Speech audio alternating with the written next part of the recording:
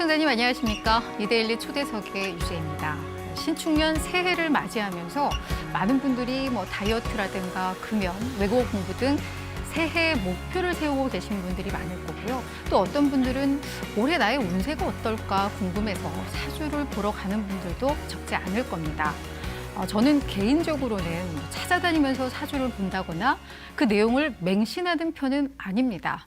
하지만 사주풀이를 통해서 저의 성격이나 어떤 기질이 상당히 일치하는 것을 보면서 놀란 경험이 있습니다. 도대체 이 사주가 무엇이고 이걸 어떻게 활용을 해야 되는 걸까요? 오늘은요, 이 질문에 대한 답을 찾은 분이 있다고 해서 초대를 했습니다. 성공할 사주, 실패할 팔자의 저자 황충현 작가님을 모시고 이야기 나눠보겠습니다. 안녕하세요. 네, 안녕하세요. 지금 제가 작가님이라고 소개를 했잖아요. 네. 마음에 드세요? 예, 마음에 듭니다. 제가 사실 평상시에는 부사장님이라고 좀 부르잖아요. 시내 네. 21에 지금 네. 부사장님으로 계시는데 사실 언론사에서만 30여 년 넘게 근무를 하셨었는데 어떻게 이렇게 명리학 이론서를 내신 건지 정말 지금 뜨겁게 화제가 되고 있는데요. 네. 우리 부사장님께서는 이 책을 어떻게 내게 되셨고 또 명리학을 어떤 계기로 공부를 하게 되신 건지 좀 궁금해요. 네. 제가 명리학을 처음 공부한 것은 한 10년 전입니다. 네, 그때 공부를 하게 된 계기는 어떤 책에 의한 거였어요. 공자 잠든 유럽을 깨우다라는 책을 보고 도대체 동양 서양에 어떤 영향을 끼쳤을까? 그게 가장 궁금했고 그 영향을 끼친 우리 동양 학문들이 왜 잊혀져 가고 있을까? 그런 것에 대한 안타까움도 있어서 10년 전부터 이 명리학에 대한 공부를 시작했습니다. 그러니까 지금 우리가 한 200년 정도 전부터 서양의 물질 문명에 밀려가지고 우리가 잊었던 그 우리의 문화, 우리의 철학, 또 우리의 학문을 나름대로 좀 되찾고 싶었던 욕심이라고 할까요? 예. 그런 것들이 제가 공부하게 된 계기가 된 거죠. 근데 이 명리학을 딱 한마디로 정의를 내리자면 어떻게 정의를 할 수 있을까요? 제가 공부를 하면서 그 명리학에 대한 정의를 나름대로 이렇게 정리를 해보면 네네. 명리학은 때를 나는 학문입니다. 그러니까 나아가야 할 때와 멈춰야 할 때와 그리고 물러나야 할 때를 아는 것. 그것이 이 명리학의 그 핵심 이론이기도 하고 명리학이 얘기해주고 싶었던 그런 그 깊은 뜻이 아닌가 싶습니다. 적어도 그 정도를 안다면 인생을 살아가는 데 있어서 절반의 성공은 하지 않았을까. 그런 생각이 듭니다. 근데 부사님 저희가 지금 사실 21세기 4차 산업혁명 시대에 살고 있거든요. 네, 근데 네. 이 사주로 미래를 준비한다는 게 맞는 말인지 좀 모순될 것 같기도 한데 이거 어느 정도로 좀 신뢰를 할 수 있는 걸까요? 예. 오늘 또 우리는 일기예보를 듣고 나왔죠. 예. 일기예보를 어느 정도 믿을까요, 사람들은? 사실 우리는 일기예보뿐만 아니라 옛날부터 국가 성장률, 경제 성장률이나 아니면 주식시장 동향 성장률 또는 뭐 부동산 시장 성장률도 우리는 예측을 많이 합니다. 그렇죠. 마찬가지로 명리학도 수천 년 전부터 사람 미래에 대한 연구를 수천 년 동안 해왔죠. 그런 의미에서 많은 사람들이 명리를 종교로 알고 있는데 네. 사실 그건 아니고 명리도 분명하게 학문으로 인식되어져 왔습니다. 이미 뭐 조선시대에는 관상감이라는 그런 그 조직도 두어서 그 명리학을 연구하게끔 했고 또 구군을 점치기도 했습니다. 뿐만 아니라 그 정책에 대해서 그게 성공할지 실패할지에 대한 그런 명운도 명리학을 통해서 많이 연구되었죠. 일반 지금까지 다른 학문들이 이게 쭉 발전해 왔듯이 명리학도 학문적으로 발전해 왔던 그런 그 노트가 있는 것이죠. 그럼 지금 적중률은 어느 정도라고 좀 보세요? 공자님께서는 이제 주역점을 주셨는데 1976년인가 그 마왕태 묘에서 나왔던 공자님이 직접 쓰신 글에서 자기는 주역점으로 7할의 적중률이 있었다. 70%를 맞췄다라고 말씀하셨습니다. 주역과 명리는 다른 학문이지만 명리도 다른 학문과 같이 완벽한 학문은 아니어도 적어도 그 학문을 완벽하게 마스터했다면 70% 이상의 확률을 갖고 있다고 봅니다. 근데 제가 사실은 얼마 전에 되게 재밌는 얘기를 들은 게 그러니까 아마 임산부였던 것 같아요. 네. 근데 이제 사주를 좀 봤나 봐요. 그러면서 이 아기가 뭐 언제 태어나면 매우 똑똑한데 좀 외로운 아이가 되고 뭐 그와 조금 비슷한 시기인데 다른 날에 태어나면 아주 그냥 평범하지만 아주 사랑을 받는 아이로 자랄 거다. 네. 뭐 이런 걸 받았대요. 그래서 그거를 자기가 이렇게 하면서 날짜를 좀 선택하는 걸 봤는데 네. 정말로 그 사주를 보면서 출생을 결정을 하면 정말 그 아이의 삶이 달라지는 걸까? 어떻게 보세요? 그런 부분에 대해서는. 결론부터 말씀드리면 그 아이의 운명은 달라집니다. 아, 그래요? 예, 그래서 하루 이틀 뭐 이렇게 차이가 나는데. 그렇죠. 또 시간별로도 차이가 납니다. 네. 그러니까 그래서 그런 이유로 그 아기의 운명이 달라진다는 이유로 이 명리학사들 사이에서는 윤리적인 논란이 좀 있는 그렇죠. 부분이기도 하죠. 네. 마치 그 여아인지 남아인지를 구분해서 그 출산을 할 것이냐 말 것이냐를 결정했던 그런 매우 비윤리적인 측면이 같이 포함되어 있기 때문에 네. 저는 그런 측면들은 사실 봐주지 않고 있습니다. 근데 실제로 그 삶이 달라질 수 있다라는 게 그렇죠. 더 충격인데 그럼 이게 자칫 좀 운명론적으로 빠질 수도 있을 것 같아요. 그러니까 사람이 자기 의지와 노력으로 뭔가 인생을 네. 바꾸는 게 아니라 그냥 타고난 정말 운명대로 산다라는 얘기가 될 수도 있거든요. 그렇죠. 사실 그 인간의 자유의지라는 것을 돌이켜서 이렇게 생각해 보면 예. 저희들이 인간으로 태어날지 말지에 대한 저희들이 결정한 적이 없습니다. 그러니까 인간의 자유의지가 끼어들 수 있는 계기가 언제 있느냐. 제가 인간으로 태어났다면 내가 인간의 남자로 태어날지 여자로 태어날지에 대해서 제가 선택한 적이 없습니다. 네. 그리고 제가 충명하게 태어날 것인지 아니면 인내심이 강한 사람인지 또는 지구력이 좋은지 또는 용기가 있는 사람인지 등등의 많은 것들은 이미 저희들이 태어나면서 결정돼 버립니다. 그 사이에는 인간의 자유의지라는 게 개입될 수 없는 상황들이죠. 그것을 명리학에서는 명이라고 합니다. 운명 중에 이제 명이라고 대답할 수 있겠죠. 그 명이 사실상 그 자연 환경이든 주변 환경이든 사회 환경 속에서 그 명이 발휘될 수 있는 그런 조건들이 만들어지는 것을 운이라고 해서 우리는 보통 운명이라고 부릅니다. 그래서 어떤 사람이 어떤 일을 시도해서 성공했다 한다면 또는 실패했다고 한다면 그 자유의지는 자기가 태어난 그 조건을 가지고 시도하고 있기 때문에 결국 그것도 운명 속에 들어와 있는 것입니다. 자유의지만 오롯이 따로 별개의 것이 아니라는 거죠. 네. 그러니까 타고난 그 기질 자체가 또 운명이기 때문에. 그렇습니다. 근데 뭐 예를 들어 A라는 사람의 운명이 한 10년 뒤에 매우 좀 암울해요. 뭐 목숨을 잃을 수도 있어. 네. 근데 그거를 뭐 이 사주풀이를 통해서 알게 됐어요. 그러면 이걸 피할 수 있어요? 이제 그걸 예. 공자님께서 말씀하신 것처럼 피흉이라고 했습니다. 예, 예. 예, 흉을 피한다 하는 거고 그 피흉을 하기 위해서 우리가 이걸 보기도 하죠. 네. 그러니까 복서 피흉이라고 했습니다. 점을 치는 이유는 또는 명리를 보는 이유는 흉을 피하기 위함인 것이지 예. 복을 받기 위한 것이 아니다.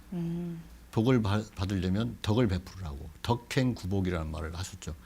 그러니까 그만큼 많은 사람들이 덕담을 듣기 위해서 저한테 오거나 아니면 술사들을 찾아가는데 네. 사실 흉함이 있는가를 묻는 것이 첫 번째 질문이어야 합니다.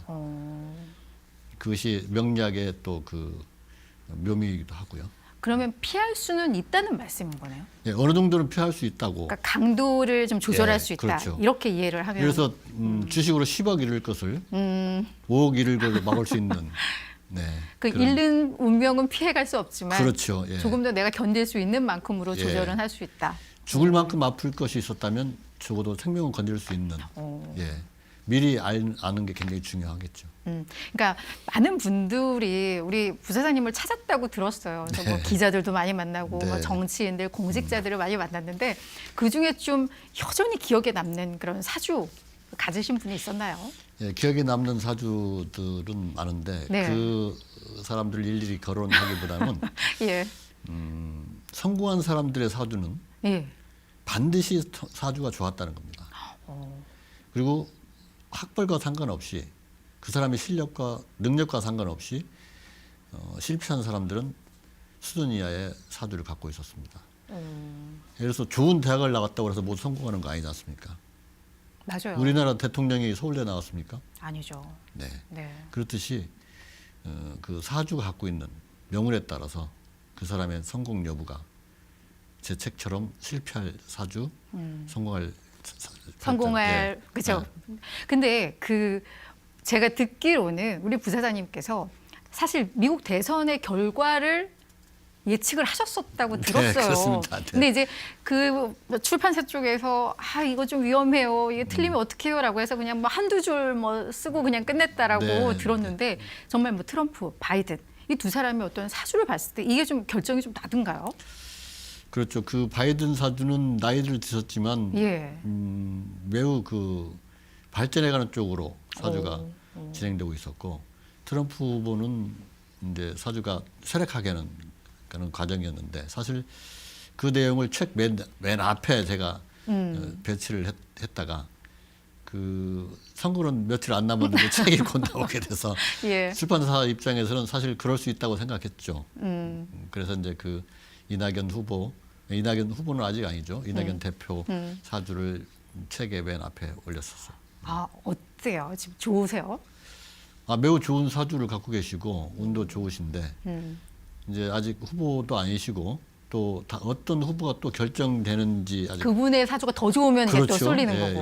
예. 이낙연 후보 사주를 얘기하려면 꽤나 센 분이 오셔야 되지 않을까. 그래요? 예. 그럼 상당히 좋다는 얘기네요. 그럼 물론입니다. 벌써 뭐 국무총리와 대표 정도 했으면 좋은 사주죠. 그렇죠, 그렇죠. 예, 예. 근데 이 명리학을 통해서 구군도 혹시 볼 수가 있어요? 구군, 나라의 운. 구군. 네.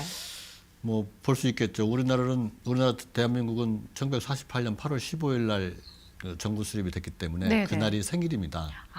우리나라 우리 한국 사람들처럼 생일이 있는 거죠. 다만 이제 시를 오전 10시로 할 것이냐 아니면 뭐 12시로 할 것이냐 그런 문제가 있겠으나 예. 그걸 가지고 구군을 잠시 제가 점을 쳐보면 네. 올해는 세계적으로 우리나라의 국격이 높아가는 날이 해가 될 것이다.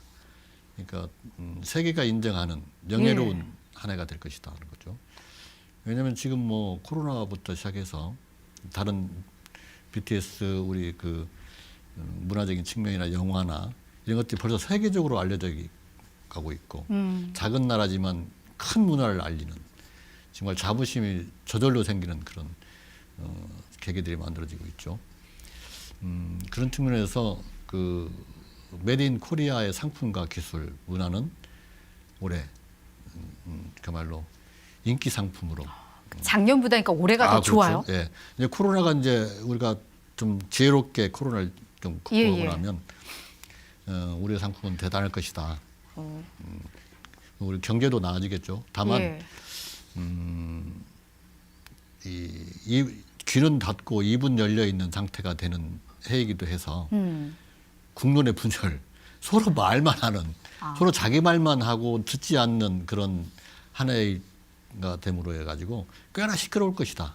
그런 것도 다 나와요. 네. 그건 뭐 이제 개인적인 이야기들을 국가별로 이야기할 수 있겠죠. 네. 나눠서 그걸 이제 바꿔서 이야기할 수 있으니까. 그 정도의 해가 되지 않을까 싶습니다. 왜냐하면 사실 저희가 뭐 증권 경제 방송이다 보니까 사실 1월 연초부터 코스피가 3,000포인트를 찍기도 하고 해서 많은 분들이 올해도 투자를 하면 될까 뭐 이런 분들이 있는데 말씀하신 내용을 고려해 보면 괜찮다라는 좀 결론이 날 것 같아서. 예. 그렇죠? 저도 큰 돈은 아니지만 작은 돈을 주식 투자를 하고 있는데요. 예. 저는 그 제가 갖고 있는 금액의 전부를 올인할까 생각합니다. 이건 뭐 우리 시청자분들하고 비밀리에 예, 우리만 알아요. 맞습니다. 예, 그래서 올해 아무튼 뭐 구군이 좋다고 한다면 정말 주식 투자자들 입장에서도 좋을 것 같다라는 네. 좀 생각이 들고요. 앞서 이제 우리 부사장님께서 책을 쓰셨어요. 성공할 사주, 실패할 팔자. 이 책을 왜 쓰셨는지, 그러니까 어떤 사람들이 이 책을 보면 도움이 될지가 좀 궁금해요. 제가 모두에 말씀드린 것처럼 우리 동양 철학과 학문에 대한 호기심 있는 분들, 예. 그런 분들과 또 명리학을 좀 체계적으로 공부하고 싶은 분들, 여기는 좀 괜찮은 안내서가 되지 않을까 하는 생각을 해봅니다. 근데 이제 부사장님께서 지금 관상도 또 공부를 하고 계시잖아요. 예. 그럼 명리학에 이어서 이제 관상까지. 뭘 계획하고 계신 건지 부사장님의 계획이 좀 궁금해요.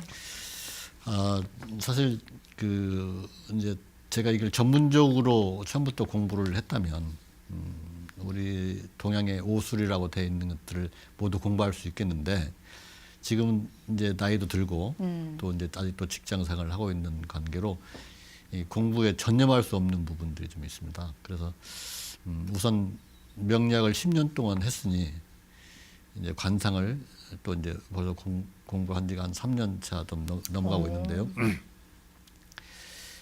관상에는 그 달마상법과 마이상법 두 개가 기초적으로 우리 전통적으로 이어져 오고 있는 상법이고요. 우리나라 최초로 인상학에 대한 박사학위를 받으신 분이 주선희 박사라는 분이 계십니다. 그분은 지금 원광 디지털대학교에서 인상학 강의를 하고 계시는데 그분의 이론을 기반으로 앞으로는 또 그쪽으로 책을 한번 써볼까. 예. 그러니까 책을 쓰시는 게 목적이신 거예요? 그렇죠. 그러니까 그분 제 책을 읽으신 분들은 네. 적어도 자기 인생을 준비하고 사실 명리학과 이 관상의 그 공부의 어떤 끝은 군자의 도리를 아는 겁니다. 그러니까 아까 때를 말씀드렸듯이 어떤 때를 기다릴 줄 아는 것, 튀어나가는 것보다도 자기를 뒤돌아보는 것, 그리고 자기를 반성할 줄 아는 것. 관상 또한 마찬가지입니다. 자기가 많이 웃고 사람들과 즐거운 마음으로 지내면 사실 그 관상이 변하고 좋아지는 쪽으로 변하는 그것이 굉장히 중요한 키포인트죠. 그래서 따라서 이 동양학의 대부분은 주변의 사람들과 어떻게 잘 지내느냐, 그들의 마음을 얼마나 더 살펴보느냐, 이게 동양 학문의 어떤 그 출발점인 것 같습니다. 그래서 그러한 그 공부를 하는 이유는 또 그러한 책을 쓰는 이유는 나 혼자만 알고 있으면 전혀 의미가 없는 그렇죠. 거니까. 그분들과 함께 나누고 싶은 그런 마음이죠. 예. 그러니까 사실 저희가 관상이라 하면 이 사람의 눈의 모양이 어떻고 코의 모양이 어떻고 인중이 어떻고 그냥 이목구비를 보는 걸로 알고 있는데 그냥 많이 웃어서 그냥 인상이 좋아지면 그것도 관상이 달라지는 뭐 이런 효과가 있는 거예요? 그렇죠. 예를 들어서 지금 카메라가 어떻게 잡힐지 모르겠는데 네. 제 얼굴을 이렇게 보면 이 코 구멍이 다 보일 수 있는데 예. 웃으면 콧구멍이 안 보입니다. 맞아요. 보통 예. 콧구멍이 다 보이는 사람은 돈이 나간다는 그러니까 경제적으로 돈이 그래요? 흘러나간다. 그러니까 안 모인다. 그냥 예. 안 보이는 사람은 그 콧구멍이 안 보이는 사람은 돈 씀씀이가 야박하다. 오, 예. 그래요. 이제 보통 그렇게 읽어주는데 웃음으로 해서 생길 수 있는 것은 우선 콧구멍도 안 보이지만 광대가 올라가서 이 광대는 보통 주변 사람 또는 결혼을 했으면 부부 또는 이제 형제 이런 사람들 이야기 하는데 그 사람들과 관계를 잘 가져가는 것이다. 그리고 또 웃으면 이렇게 와잠이라는 부분이 두터워지면서 이 자식복도 생기고 자식이 잘 되는 쪽으로 예. 발전할 수. 왜냐하면 부모님이 웃고 계시는데 그죠. 자녀가 잘 되겠죠. 자녀는 예. 당연히 기분 좋고 늘 행복한 마음으로 살면 그 자식은 자동으로 잘 될 수 있겠죠. 네. 그러니까 그러한 것까지 모두 포함된 뭐 이렇게 처음 태어날 때 이목구비가 이렇게 솟고 내려가고 하는 것들은 선천적으로 만들어졌다면 그 다음은 자기가 후천적으로 만들어갈 수 있는 것이죠. 예. 네. 진짜 앞으로 많이 웃으면서 네, 그렇죠. 자식복도 좀 만들고 해야겠다는 생각이 듭니다. 예. 이제 올해 이제 시작이 되면서 많은 분들이 뭐 기대도 있고 또 우려를 하시는 분들도 계실 거예요. 근데 지금까지 뭐 공부하신 거 뭐 이런 걸 토대로 해서 우리 시청자님들께 좀 한 말씀 어떤 조언을 좀 해주신다면 어떤 말씀을 해주시고 싶으실까요? 사실 우리는 그 대한민국이라는 거대한 배에 함께 타고 있는 선원들입니다. 근데 아까 말씀드린 것처럼 우리의 국군이 좋습니다. 그럼 우리 선원들도 함께 좋아야겠죠. 그래서 그 무엇을 투자하셨든 또는 무슨 일을 새로운 산업을 시작하셨든 저는 자신 있게 우리 시청자 여러분들이 성공의 반은 시작했다 이미. 그래서 우리가 슬기롭게 또 지혜롭게 이 코로나만 잘 극복한다면 우리 시청자 여러분들이 2021년은 큰 부자가 되지 않을까 그렇게 생각합니다. 근데 제가 이 말씀을 들으면서 국군이 좋아. 근데 그 개인적인 사주상 우린 돈이 안 들어오는 분들이 있을 수도 있잖아요. 그러니까 그런 것들 다 종합적으로 뭔가 좀 봐야 되겠네요. 그러니까 그렇죠. 그러니까 개인의 복과 이 어떤 국군은 다를 수 있지만 네. 국군에 따라서 개인의 운명들은 많이 휩쓸립니다. 예를 들어서 자기가 사주가 아무리 좋아도 나라가 전쟁이 났다면 그 사람은 학교도 못 갑니다. 공부하기는커녕 그렇듯이 큰 운에 작은 운들은 휩쓸려 들어가게 되어 있습니다. 따라서 국운이 좋으므로 웬만큼 나쁘지 않은 이상은 좋은 대기라는 그런 하나가 될 겁니다. 네, 연초에 너무 좋은 덕담을 진짜 들은 것 같아요. 국운이 좋다라는 건 우리 국민들 모두가 다 즐길 그렇죠. 수 있는 네. 그런 운이 아닐까라는 생각이 드는데 네. 올해 기대를 가지고 시작할 수 있을 것 같습니다. 오늘 함께 해주셔서 고맙습니다. 고맙습니다.